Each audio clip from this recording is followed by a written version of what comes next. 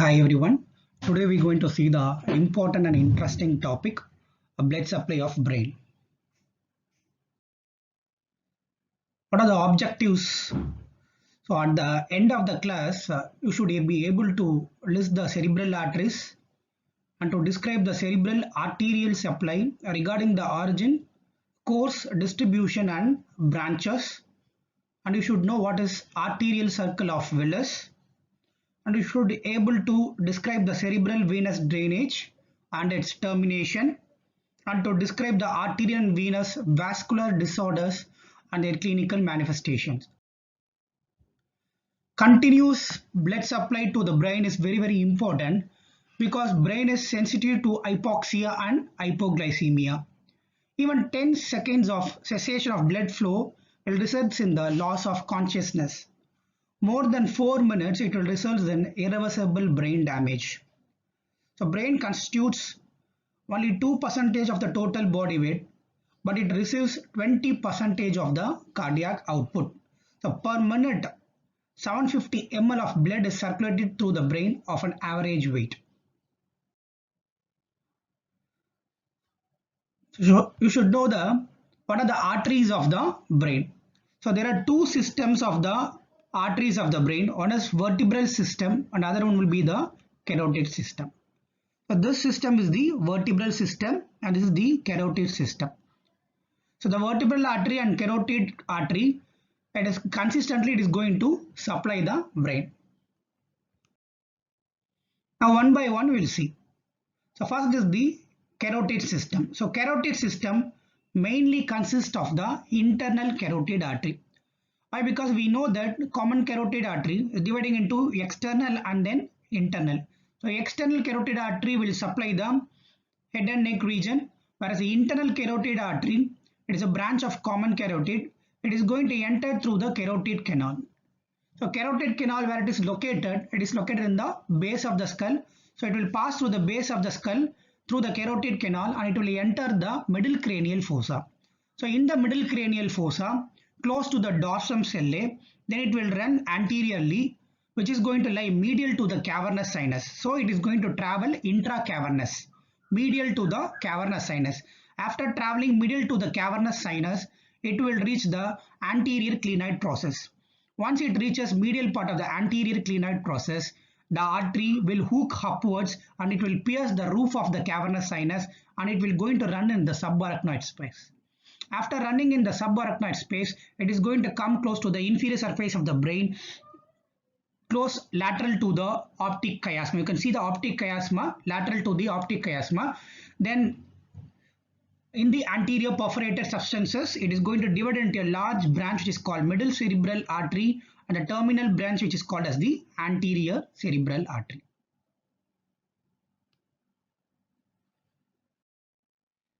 The next will be the vertebral artery. So the vertebral artery, it arises from the subclavian artery. Then it passes through the foramen and the transverse passes of the cervical vertebra. So it will enter the C6 cervical vertebra in the foramen transversarium, then C5, C4, C3, C2, C1, close to the 1. It will lie over the atlas. Then it will pierce the posterior atlanto-occipital membrane. Once after piercing the posterior atlanto-occipital membrane, it will enter the skull through the foramen magnum. Once it enters through the foramen magnum, right and left vertebral artery, you can see in the inferior surface of the brain, the right and left vertebral artery, which will unite at the upper border or lower border of the pons to form a artery which is called as basilar artery. So this basilar artery will divide into a terminal branch. This terminal branch is called as the posterior cerebral artery. So posterior cerebral artery is nothing but the terminal branch of the basilar artery. So basilar artery is formed by the two vertebral artery. So as a result, the terminal branch of the vertebral artery is posterior cerebral and the terminal branch of the internal carotid is middle cerebral artery and then anterior cerebral artery. So this anterior cerebral, middle cerebral and posterior cerebral, a branch of the internal and vertebral, altogether it is going to form a arterial circle, polygonal arterial circle in the interpeduncular fossa. which is going to be called as the circle of Willis. Let's see in the next slide. So this slide, circle of Willis, which is also called as circulus arteriosus. What is going to happen? So the circle of Willis or circulus arteriosus is located on the inferior surface of the brain. So in the inferior surface of the brain, six-sided polygonal arteries around the interpeduncular fossa and optic chiasma. You can see the internal carotid artery, you can see the vertebral artery, basilar artery. Now the terminal branch of the basilar artery, terminal branch of the internal carotid artery. Everything is going to be form a six-sided polygonal arterial circle around the interpeduncular fossa. Now circle of Willis formation, how the arterial circle is going to be formed. Already mentioned, it is six-sided polygonal shaped arterial circle. So anteriorly it is formed by anterior communicating artery. Anterolaterally it is going to formed by two anterior cerebral artery. We already know that terminal branch of internal carotid artery is large middle cerebral artery and anterior cerebral artery. So both the anterior cerebral artery are connected by the anterior communicating artery, which is the anterior part, which is the front, and anterolaterally it is formed by the two anterior cerebral artery. Similarly, posterolaterally you can see one artery which is called posterior communicating artery. This posterior communicating artery, which is going to communicate the internal carotid artery with the posterior cerebral artery. So this forms the posterolateral boundary, and posterior most, which is the formed by the two posterior cerebral. We know that this two posterior cerebral is formed by the basilar artery. So posterior most will be the posterior cerebral artery, anterior most will be the anterior communicating, anterolaterally it is formed by the two anterior cerebral, posterolaterally it is formed by the posterior communicating. So this posterior communicating is going to link the internal carotid artery with the posterior cerebral artery. The two anterior cerebral artery is connected by the anterior communicating artery. Everything is forms around the base of the brain, around the optic chiasma and the fossa. This fossa which is called as the interpeduncular fossa. Now what is the significance of this circle of Willis? So functional significance. Now if you see right vertebral artery and left vertebral artery, usually there is no mixing or very few mixing or no mixing of the blood in the circle of Willis. So the right vertebral artery, left vertebral artery, there is no mixing in the basilar. Similarly, the two anterior cerebral artery will not mix, continue by the anterior communicating artery, and internal carotid artery and posterior cerebral artery by the posterior communicating artery. So what will happen? The right vertebral artery and right internal carotid artery will supply the right side of the cerebrum, whereas the left internal carotid artery and vertebral artery will supply the left side of the brain. But if there is going to be any block in this region, then it provides a collateral circulation. So that is the functional significance of the circle of Willis. Now one more thing is very important. I have mentioned about the vertebral artery and internal carotid artery. The vertebral artery, which is before entering into the skull, it lies over the atlas. So this will dampens the blood flow and it will make the steady arterial flow into the brain. Similarly, the carotid artery, which is going to have the two cores, intracavernous and above cavernous course. So intracavernous and extracavernous course, it forms a U-shaped bend. This U-shaped bend of the internal carotid artery, which is called as carotid siphon. Even this carotid siphon will also dampens the arterial pulsation and helps in providing the regular flow to the brain. Next we'll go to the separate system. One by one we'll see the branches of the vertebro-basilar artery and we'll see the branches of the internal carotid artery. So vertebro-basilar artery, so vertebral artery, the yellow marked one will be the vertebral artery and the green mark will be the branches of the basilar artery. So we know that two vertebral artery arising from subclavian. So imagine this is it is going to present over the medulla and this is going to be over the pons, and this is the interpeduncular fossa, and these are the arterial sulcus, sulcus, that is the circle of Willis around the interpeduncular fossa.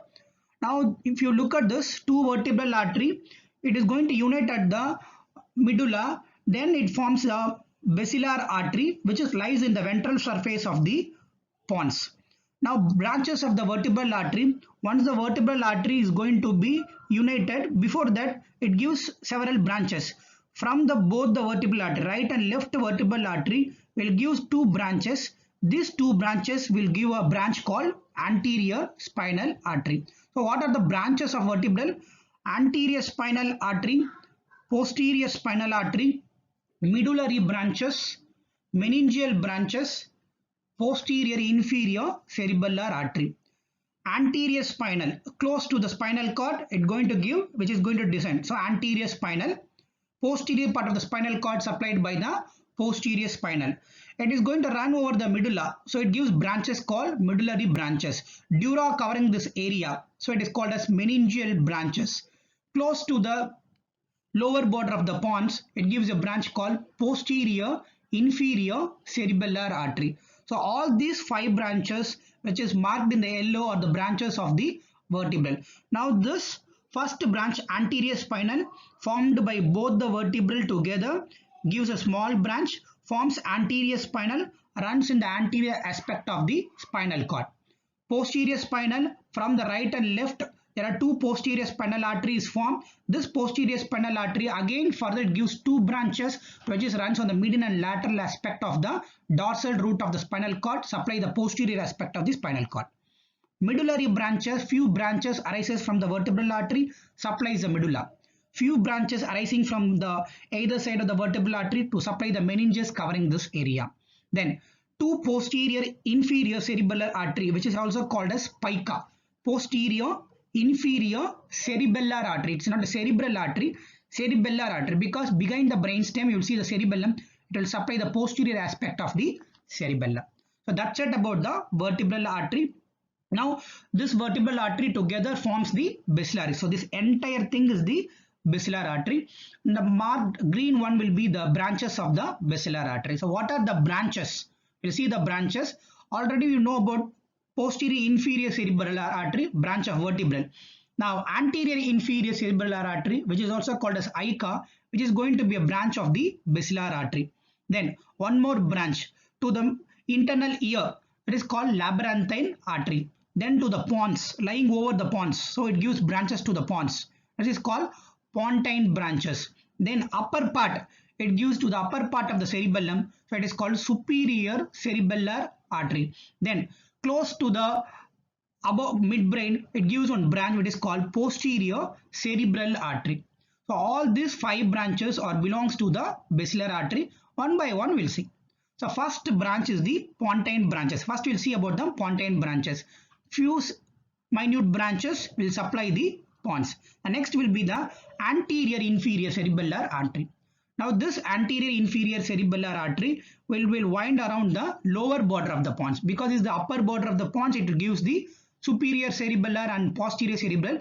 Lower border, it gives the anterior inferior cerebellar artery. This will wind around the lower border of the pons. Once it is wind around the lower border of the pons, it goes behind what is present cerebellum. So it will going to be bend over the flocculus of the cerebellum, and then it will peeps into the internal acoustic meatus along with the facial and vestibulocochlear nerve for a few distance, then come out of that and it will supply the anterior-inferior part of the cerebellum. The next will be the labyrinthine artery. This labyrinthine artery, which is very thin artery, which is going to slender course, it will enter the internal acoustic meatus along with the vestibulocochlear nerve, and it will supply the internal ear. Next, already I mentioned about the pontine branches supplying the pons. The next will be the superior cerebellar artery. Now this border is called as the upper border of the pons. So close to the upper border of the pons, it gives a branch called superior cerebellar artery, supply the superior surface of the part of the cerebellum. Then above the superior cerebellar artery, there is a parallel course which is called as the posterior cerebral artery. Now this posterior cerebral artery along with the middle and anterior cerebral artery, it is going to supply the cerebrum. So that's it about the vertebro-basilar system.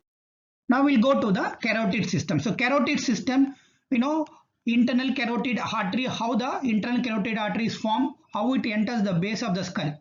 So after entering the base of the skull, It as a carotid siphon, then it gives a branches. One is middle cerebral artery, other one is the anterior cerebral artery. So the terminal branches, one is anterior cerebral and other one will be the middle cerebral artery. Remaining branches we are going to see. So what are the remaining branches? So everything is 5. Vertebral artery is 5, basilar artery is 5, carotid artery, internal carotid artery is 5. Now what are the branches in the internal carotid artery?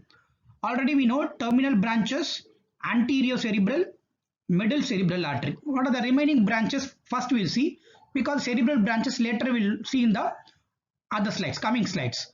So ophthalmic artery. So first will be the ophthalmic artery. This ophthalmic artery will run above. It will enter the optic canal and it will supply the substance in the orbit. Then one of the important branch called anterior choroidal artery. So this choroidal artery which is going to enter into the subarachnoid space into the left that is going to enter into the inferior horn of the lateral ventricle. So the ventricles, it is going to mainly arterial supplied by the choroidal artery. So one of the choroidal artery arising from internal carotid artery is called as anterior choroidal artery. Due to its long, slender course and thin lumen, this is also called as the artery of cerebral thrombosis. So very important, anterior choroidal artery, which is also called as the artery of cerebral thrombosis. Why? Because it has a long, slender course and it has a thin lumen.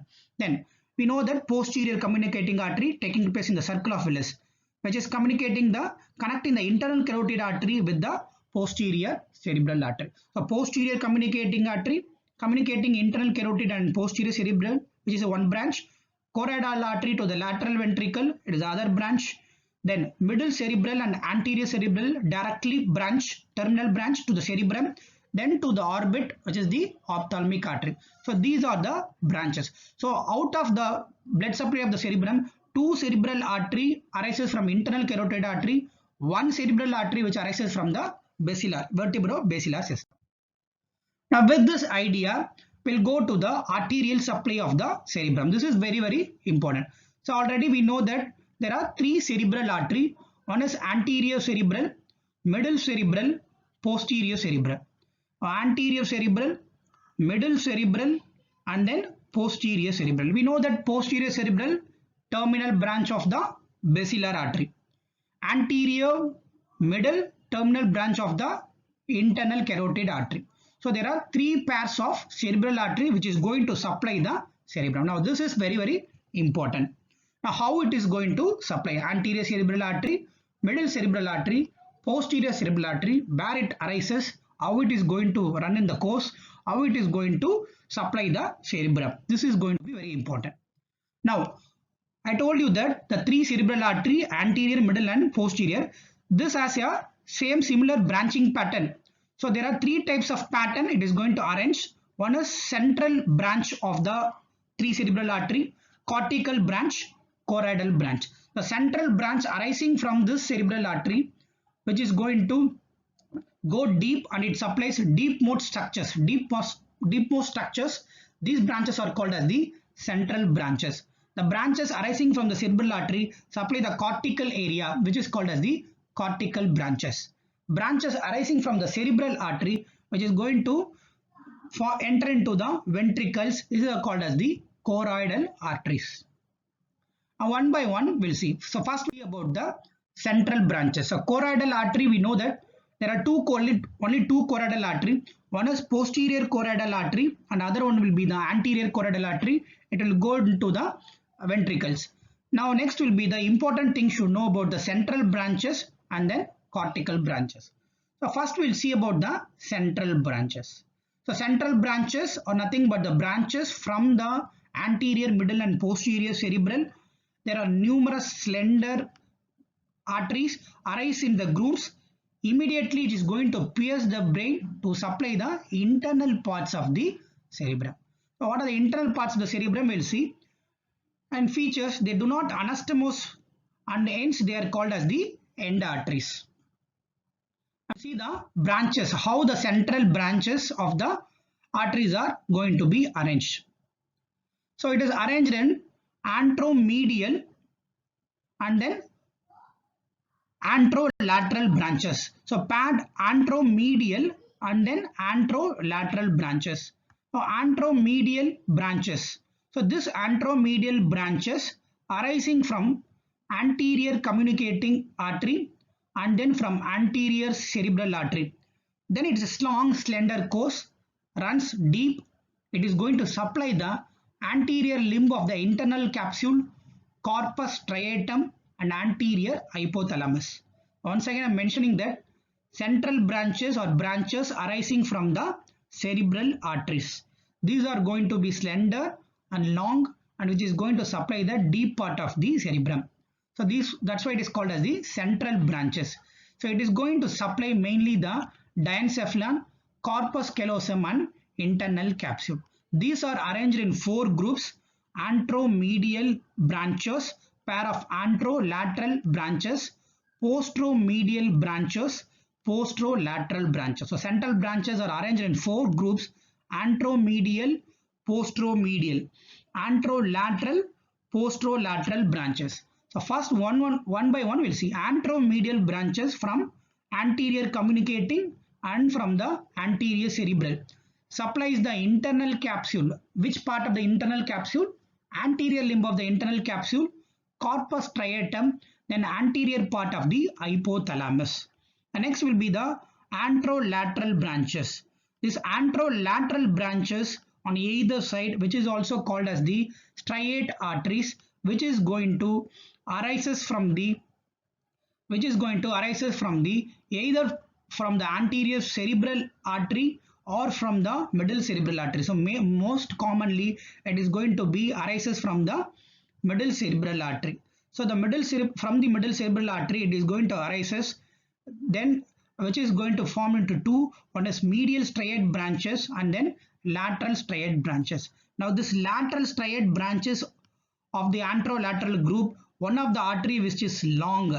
Now this is called as the artery of Charcot's, or it is also called as the artery of cerebral hemorrhage. Because of the long and slender thin course, this may be susceptible to the cerebral hemorrhage. That is the reason one of the large branch of the anterolateral, which is also called as lateral striate artery or Charcot's artery of the cerebral hemorrhage.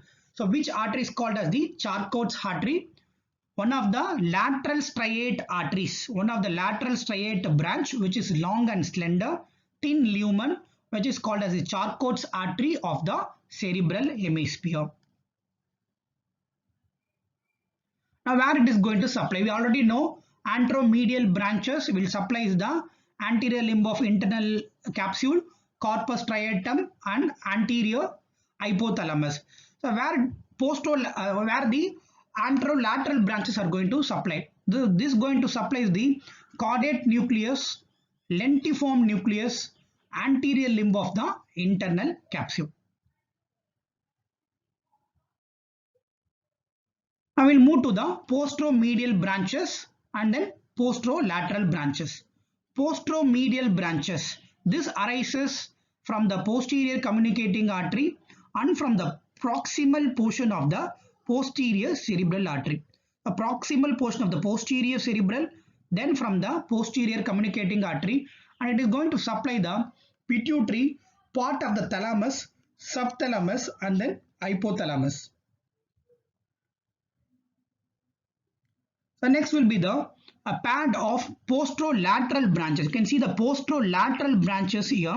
This posterolateral branches from the posterior cerebral artery, and it will supply the caudal part of the thalamus and then geniculate bodies. Right.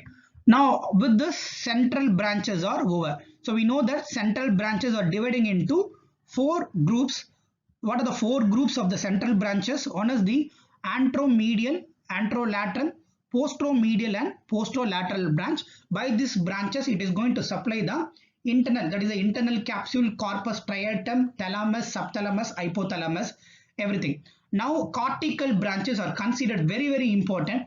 Now these cortical branches are supplied by the 3 sets of arteries. One is anterior cerebral, middle cerebral and then posterior cerebral artery. So we are going to see the anterior cerebral, middle cerebral and posterior cerebral artery.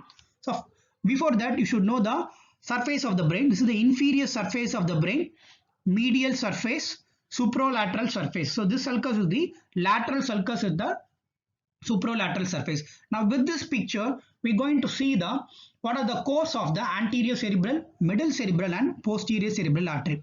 The first artery which we're going to see is the anterior cerebral artery. Now already we know that anterior cerebral artery is a smaller terminal branch of internal carotid artery. So you can see in the inferior surface of the brain, this is the internal carotid artery. First artery is the anterior cerebral. This anterior cerebral artery above the optic chiasma runs forwards close to the commencement of the median longitudinal fissure. It is going to wind around. So from the inferior surface, it is going to wind around. It will come to the medial surface.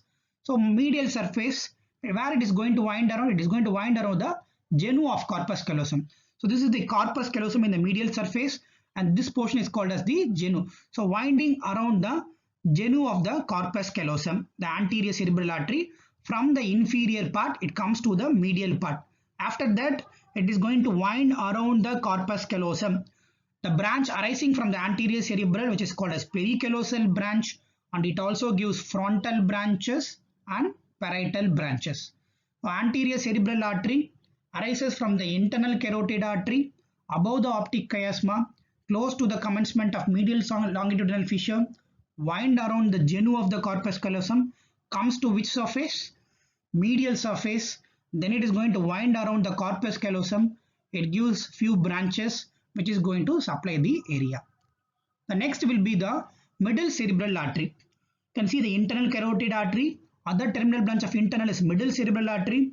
Middle cerebral artery runs in the lateral sulcus. So initially it runs in the stem of the lateral sulcus. Now it comes to the supralateral surface. So this surface is the supralateral surface of the brain. Now you can see here middle cerebral artery running in the stem of the lateral sulcus. Then it comes to the supralateral surface. Then it runs in the posterior ramus of the lateral sulcus. So this is the middle cerebral artery, and it gives few branches to the temporal and parietal part. So next will be the posterior cerebral artery. We know that posterior cerebral artery is a branch of the basilar artery. So look at here. So this is the posterior cerebral artery. So from the basilar artery, posterior cerebral artery is going to be arises. Then it will wind around the midbrain. So this is midbrain. Wind around the midbrain, comes to the posterior. It gives branches to the temporal, anterior temporal branch, posterior temporal branch, parieto-occipital branch. After winding around the inferior and posterior part, it comes to the medial surface. In the medial surface of the brain, you can see the posterior cerebral artery beneath the splenium of corpus callosum, and it gives the calcarine branches to the occipital area and to the parieto-occipital part. So this is the posterior cerebral artery. Now with this idea of the anterior cerebral, middle cerebral and posterior cerebral, we'll go on to the cortical branches. Arterial supply of the different surface of the cerebral hemisphere. Now we'll see the arterial surface, cortical branches. What is the distribution? How the anterior cerebral, middle cerebral and posterior cerebral artery is going to distribute to the surfaces. So this picture is showing the supralateral surface, medial surface, inferior surface. The red color, which is marked by the anterior cerebral artery. The blue one, the area supplied by the middle cerebral artery. The yellow one, the area it is marked by the posterior cerebral artery. One by one we'll see. Now first we'll see about the supralateral surface. So this surface is the supralateral surface. Supralateral surface, now if you look, easily we can tell the majority, that is 2/3 of the supralateral surface is marked by blue. So blue represents the artery, middle cerebral artery. So the blue represents the middle cerebral artery. So majority of the 2/3 of the supralateral surface is supplied by the middle cerebral artery. Now this is a medial surface. Red represents the anterior cerebral. Majority of the anterior medial surface is supplied by the anterior cerebral artery. Now this is the inferior surface of the brain. Majority of the inferior surface is supplied by the posterior cerebral artery. So majority of the inferior surface is by the posterior cerebral artery, majority of the supralateral surface is by the middle cerebral artery, majority of the medial surface is by the anterior cerebral artery. So these are the distribution of the cerebral arteries. Now one by one we'll see. So what are the areas supplied by the anterior cerebral? Now already you know anterior cerebral artery is a terminal branch of internal carotid. So it is going to run upwards from the internal carotid artery till the commencement of the superior cerebral fissure, winds around the genu of the corpus callosum, comes to the medial surface. Above the corpus callosum, it is going to give the branches. What are the areas it is going to supplied by the anterior cerebral artery? Now these three surfaces are very important. We already know that anterior cerebral artery majority gives branches to the medial surface. Now what are the other areas supplied by the anterior cerebral? In the inferior surface of the brain, it supplies the orbital part. Then in the medial surface, it supplies the medial surface of the frontal and then parietal lobes. Medial surface of the frontal and parietal lobe, and this is the orbital part supplied by the anterior cerebral artery.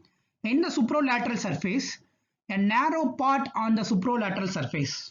This is very important because if you know the arteries to the particular area of the cerebrum, then you can come to the occlusion. So if anterior cerebral artery is going to be occluded, then what will happen? If you know particularly what part of anterior cerebral artery it is going to supply the which part of the brain, then you can easily correlate the clinical conditions. So without understanding this concept, it is not easy to know about the blood. It is not easy to clinical correlate. So first you should know anterior cerebral artery. So anterior cerebral artery supralaterally it supplies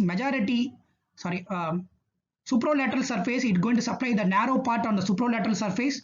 On the medial surface, it is going to supply the majority part of the frontal and parietal. In the inferior part, it supplies only the orbital part.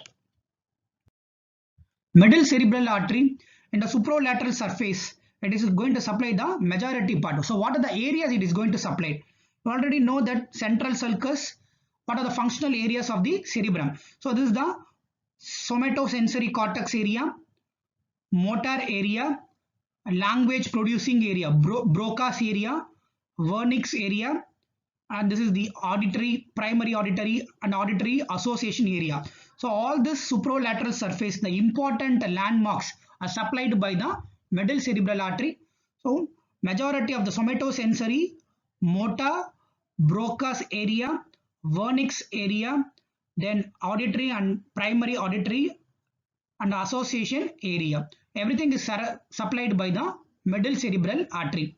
Then temporal lobe, which is going to be supplied by middle cerebral artery, whereas in the lower part of the supplied by posterior cerebral.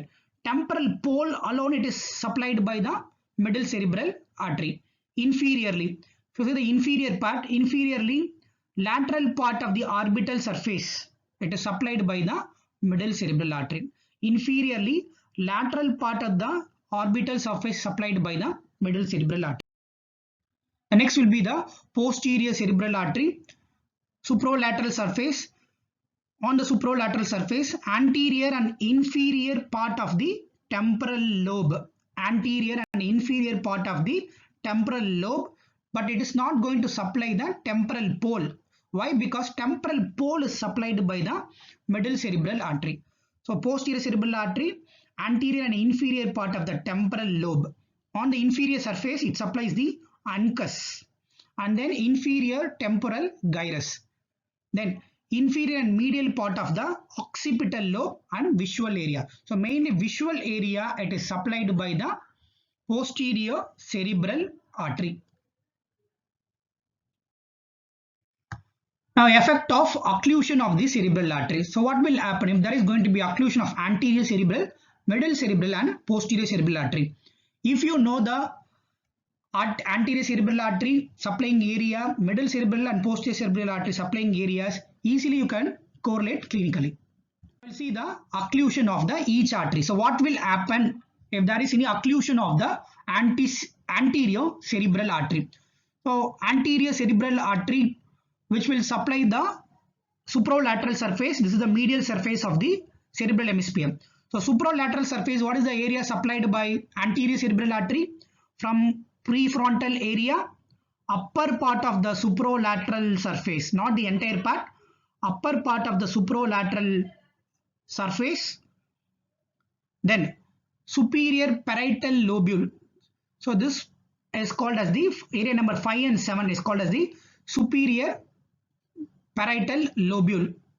Then paracentral lobule, the area which is called as the paracentral lobule. So paracentral lobule in the upper part of the medial surface, then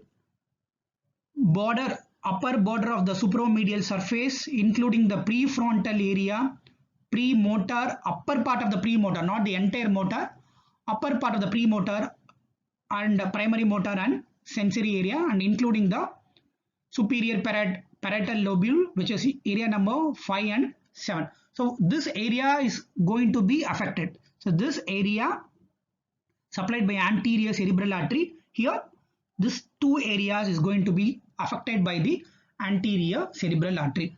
So what will happen if there is occlusion of the anterior cerebral artery? So these areas will be affected. If these areas will be affected, what will happen? Hemiparesis and hemianesthesia. Hemiparesis, partial paralysis, not the complete paralysis, a partial paralysis and partial anesthesia, which is motor and sensory disturbances in the contralateral distal leg and foot. Only leg and foot. Why it is only leg and foot? Because the homunculus area, for this area it is located in the leg and foot is located in this side and paracentral lobule. So only the leg and foot is going to be affected. So I will explain in the next slide about especially about the leg and foot disturbances, right? So hemiparesis and hemianesthesia, motor and sensory disturbances in the, not the entire motor and sensory, only the upper part which is going to be affected, results in the hemiparesis and hemianesthesia in which area? Leg and foot. Then prefrontal area. So prefrontal area, what will happen? The main function is the cognitive thinking, judgment, motor initiation and self-monitoring. So all this will be lost because of the involvement of the prefrontal area, which is going to be supplied by anterior cerebral. Then superior parietal lobule. The area number 5 and 7 is called superior parietal lobule. This is mainly deals with the texture. You can the patient will lose the shape and texture, so you cannot recognize the object. So that is the condition will happen in the occlusion of the anterior cerebral artery affecting the superior parietal lobule. Now already I have mentioned that particularly in the leg. Now leg and the foot. Why only the hemiparesis and hemianesthesia in leg and foot? Because you see the homunculus, this is the motor and this is the sensory. Now this is supralateral surface. Now this border is the medial border. I already mentioned paracentral lobule and upper part of superior border is supplied by the anterior. So from here to here, the area is supplied by the anterior cerebral. So motor activity of the foot is lost. Then motor activity of the leg will be lost. But hand, thumb, neck, face will be intact because this area is supplied by the middle cerebral artery. Similarly, sensory also, foot and leg, the sensation will be lost because this area is alone, the circling area is alone supplied by the anterior cerebral artery. The next we'll go to the middle cerebral artery. So middle cerebral artery, majority, that is 2/3 of the supralateral surface is going to be supplied by the middle cerebral artery. Now what will happen if there is going to be occlusion of the middle cerebral artery? Now the majority of supralateral surface, what are the area?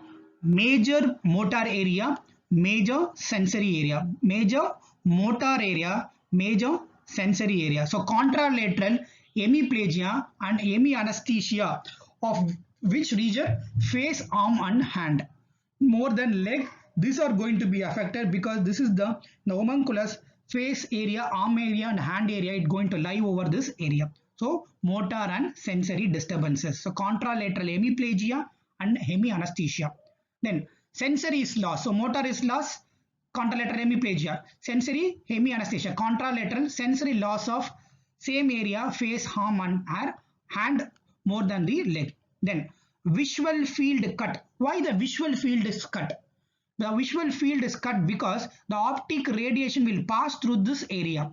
So the area supplied by middle cerebral artery where the optic radiation is passed. So visual field cut. So what will happen? Contralateral homonymous hemianopia. Then now if it is going to be left dominant, then the two important areas are involved. One is motor speech area and then sensory speech area. So motor speech area and sensory speech area is affected. So what will happen?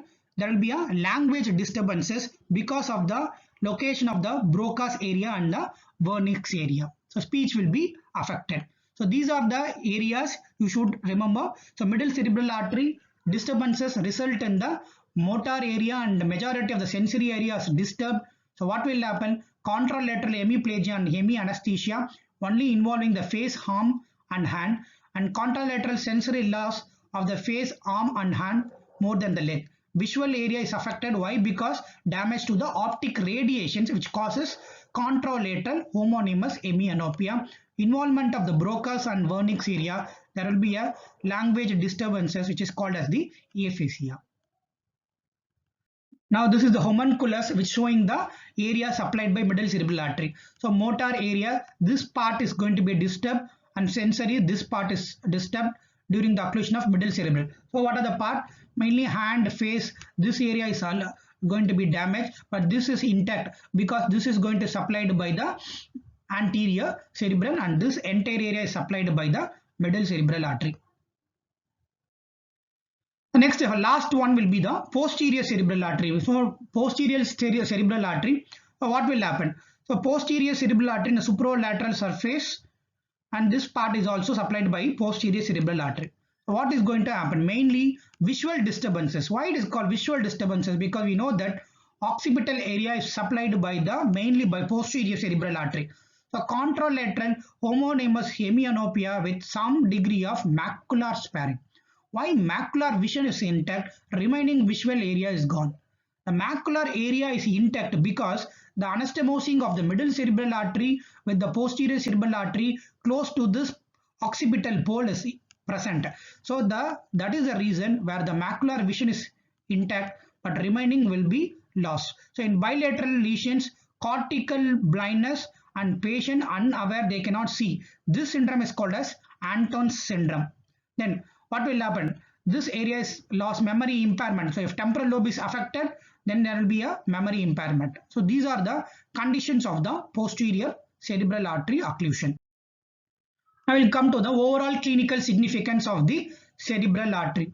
Congenital cerebral aneurysm. So what is aneurysm? You already know that aneurysm is when the artery loses its elastic property, especially tunica media of the artery, which is going to lose its property, then the artery will become like a widen or balloon shaped. Now this is called as the aneurysm. If it happens in the cerebral artery, that is the congenital cerebral aneurysm. Where it will most commonly it will be happen. Congenital cerebral aneurysm usually occur at the region of circle of Willis. So the circle of Willis, we know that six-sided polygonal shaped arteries are anastomosing. The anastomoting artery which is going to most commonly affected. So it will become balloon shaped and it will like a berry shaped. So balloon like it is going to extend and become a berry shape. So that is the reason it is called as congenital cerebral aneurysm. When this congenital cerebral aneurysm is going to be occur, now mostly what will happen? This will leads into the rupture of this aneurysm. If there is a rupture of this balloon shaped aneurysm, then it is called subarachnoid hemorrhage. If there is going to be a subarachnoid hemorrhage, then what will happen? Patient will have the severe head pain. So there will be a pain over the head and after a few seconds the patient will die. Some people will survive after the first bleeding for a few days or few later, but it is going to be always danger in the subarachnoid hemorrhage. The next clinical condition is the cerebral angiography. So what is cerebral angiography? It's a radiological technique. So if you want to visualize the internal carotid artery branches or if you want to visualize the vertebral carotid artery branches, so radiologists they will inject the radio opaque substances into the internal carotid artery or into the vertebral artery. If they inject into the internal carotid artery, they can see the branches. So anterior cerebral artery, they can see the middle cerebral artery. So this is the procedure to visualize the arterial branches to look for the block or look for the aneurysm. They will do the procedure called cerebral angiography. Now with this knowledge, you should know what is the arterial supply of the cerebrum. So before that, you should know what are the important arteries supplying the cerebrum. One is anterior cerebral, middle cerebral, and then posterior cerebral. What is circle of Willis? What are the areas of the cerebrum supplied by anterior cerebral, middle cerebral, and posterior cerebral? If you know the area supplied by anterior cerebral, middle, and posterior cerebral, then you can come to an clinical occlusion. So what is going to absent? What is the clinical condition? So these are the things very important to know about the arterial supply. Now we'll go to the venous drainage of the brain. You know that the veins drains into the dural venous sinuses. You know the dural venous sinuses, how many paired sinuses, unpaired sinuses. So all the venous drainage of the brain, which is going to drain into the dural venous sinuses, and finally which is going to enter into the internal jugular vein. Now there are some special features in the venous drainage of the brain. So what are the characteristic features of the venous drainage of the brain? The veins do not follow the arterial pattern. And number 2, veins are thin-walled due to the absence of muscular tissue in the wall. Number 3, they run in the subarachnoid space. Number 4, they drain obliquely into the sinuses to avoid collapses due to the increased intracranial pressure. So these are the special characteristic features of the venous drainage of the brain. Now we'll see cerebral venous drainage. It is dividing into cortical veins. So the cortical veins are dividing into superficial and then deep cerebral veins. Superficial vein and then deep veins. Superficial veins found on the subarachnoid space, draining the cortical surfaces. Deep structures of the brain are drained by the deep veins. Now all the superficial and deep, finally it will be draining into the dural venous sinuses, then into the internal jugular vein. So first we'll see the superficial cortical veins, then we'll see the deep cortical veins. Superficial cortical veins are divided into 3: superior cerebral vein, inferior cerebral vein, middle cerebral vein. So first is the superior cerebral vein. So superficial vein, deep vein, superficial or 3: superior cerebral, inferior cerebral, middle cerebral. The first is the superior cerebral vein. Look at here, the lateral surface of the brain above the lateral sulcus. It is drained by the few superior cerebral veins.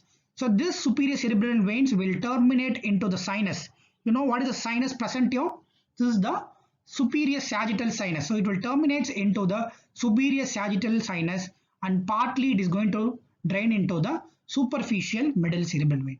So majority of the superior cerebral vein draining into the superior sagittal sinus, some of them draining into the superficial middle cerebral vein. Now the superior cerebral vein, where it is going to anastomose with the superior sagittal sinus, which is called as the superior anastomotic vein of Trollet. Very important. Superior anastomotic train of Trollet, which is going to communicate the superior cerebral vein with the superior sagittal sinus. And next will be the inferior cerebral veins. The inferior cerebral veins runs below the lateral sulcus. Now it will drain the lateral surface of the temporal dome and terminate partly in the superficial middle cerebral vein and partly into the transverse sinus. So next, you can see the superficial middle cerebral vein. This is the inferior cerebral vein. Inferior cerebral vein partly draining into the superficial middle, partly draining into the transverse sinus. Superior cerebral vein draining into the sagittal sinus, and then it also communicates with the superior sagittal sinus with the superficial middle. This is called as superior anastomotic vein of Trollet. The next will be the superficial middle cerebral vein. The superficial middle cerebral vein runs in the lateral sulcus, and it is going to terminate into the cavernous sinus, and it is connected posteriorly through superior and inferior anastomotic vein. I mentioned that superior anastomotic vein, which is called as the trolloid, not the superior cerebral vein. So I made a mistake that superior cerebral vein, which is draining into the superior sagittal sinus, inferior cerebral vein will drain into the transverse sinus, whereas superficial cerebral vein drains into cavernous sinus, then superficial middle cerebral vein connected with superior sagittal sinus as well as with the transverse sinus. Thus terminates the part of the superficial middle cerebral vein connecting to the superior sagittal sinus. Now this part, which is called as the superior anastomotic vein of Trollope, the superficial middle cerebral vein connecting the transverse vein sinus, which is called as the inferior anastomotic vein of Labi. So what is superior anastomotic vein of Trollope? Which is a connecting vein between the superficial middle cerebral vein with the superior sagittal sinus. What is inferior anastomotic vein of Labi? Connecting the superficial middle cerebral vein with the transverse vein. Sorry, yes.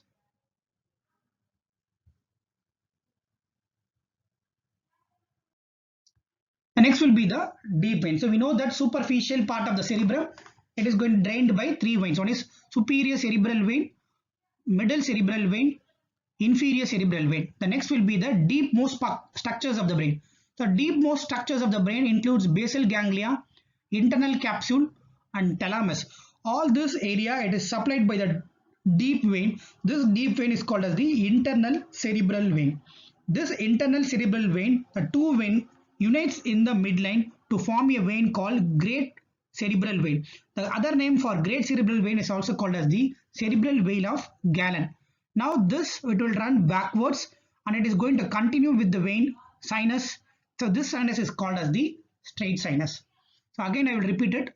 So deep cerebral vein drains the internal structures of the basal ganglia, internal capsule and thalamus. They emerge to form the internal cerebral veins. This internal cerebral vein will form the great cerebral vein. This great cerebral vein will continue as the straight sinus. Great cerebral vein of Galen. Now detail we want to see the great cerebral vein of Galen because it is a very important vein which is 2 centimeter in length and it is going to be formed by two internal cerebral veins. So two internal cerebral veins which joins together to form the great vein of Galen. This great vein of Galen, after joining with the inferior sagittal sinus, it forms a straight sinus. Right? What are the other tributaries of the great vein of Galen? One is internal cerebral vein, a pair of the basal vein, veins around the midbrain, veins around the occipital lobe, veins around the cerebellum, then inferior sagittal sinus. All these are going to be a part of the tributary of the great cerebral vein. So main tributaries of the great cerebral will include internal cerebral vein, right basal vein, then venous drainage from the midbrain, from the cerebellum, from the occipital. Everything will drain into the great cerebral vein of Galen. Now this great cerebral vein of Galen will join with the inferior sagittal sinus to form the straight sinus. So this is how the part of the brain is drained. You can see here inferior surface of the brain. This is the corpus callosum, this is septum pellucidum and this is the ventricles. All this part is going to be drained by the internal cerebral vein, the choroidal vein from the ventricles, thalamus, thalamostriate veins, everything together internal cerebral vein.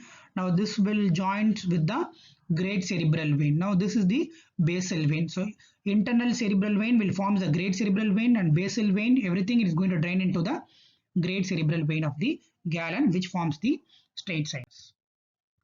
So we know that, however, all this dural venous sinuses, paired and unpaired sinuses. So we know that paired, transverse, sigmoid, cavernous, petrosal, superior sagittal, inferior sagittal, straight and occipital is a single dural venous sinus. Everything from the blood of the entire region going to flows from transverse sinus into the sigmoidous sinus, then into the internal jugular vein. Finally, it will drain into the IgA vein. So in two sets, superficial set, deep set. Superficial, there are three veins already mentioned: superior cerebral vein, middle cerebral vein, inferior cerebral vein. Whereas deep, all the deep part forms the internal cerebral vein draining into the great vein of Galen. Great vein of Galen forms the straight sinus. venous disorder, if there is any infarction on the venous circulation, what will happen? It results in the sinus thrombosis. So superior sagittal sinus thrombosis, if it is going to occur, then it will result in the complications of the ear infection. What will happen if the cavernous sinus thrombosis is occur? If there is any thrombosis in the cavernous sinus, the complication of the infections in the results in the dangerous area of the face. We know the communication of the cavernous sinus, so the thrombus formation results in the complication of infection in the dangerous area of the face, and even from the dangerous area of the face, the infection can be carried into the cavernous sinus and results in the thrombosis of that area. Now, obstruction of the venous drainage of the brain. So what is going to happen? There will be a cerebral swelling or edema. If there is going to be cerebral swelling or edema, this will lead to the pressure which will increase in the intracranial pressure. And next will be subdural hemorrhage. So subdural hemorrhage usually results in the damage of the subdural veins. So one of the important subdural vein, you have to remember the superior cerebral vein. Superior cerebral vein, we know that superficial part of the brain, above the lateral sulcus, it is going to drain into the superior sagittal sulcus. Now these veins are numerous and these veins are susceptible to damage. So easily it will get torn. So if this vein is going to torn, then it results in the subdural hemorrhage. So with this, we are completing the blood supply of the brain. Thank you very much.